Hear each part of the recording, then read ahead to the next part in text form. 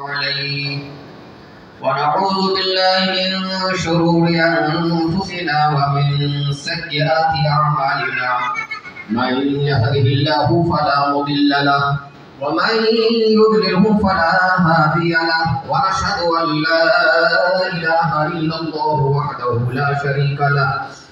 ونشهد أن سيدنا ومولانا محمدا عبده ورسوله أما بعد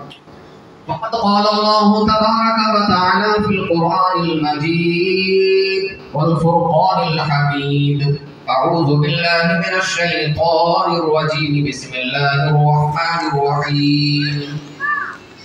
يا أيها الناس اتقوا ربكم الذي خلقكم من نفس واحدة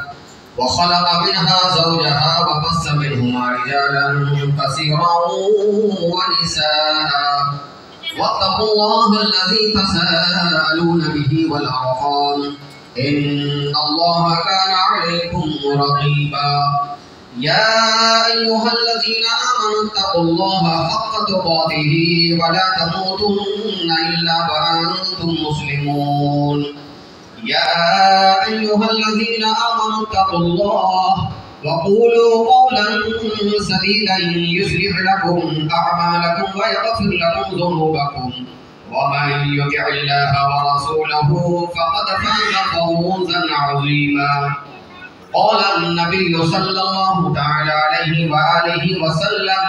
النكاح من سنتي فمن رغب عن سنتي فليس مني أو كما قال النبي عليه الصلاة والسلام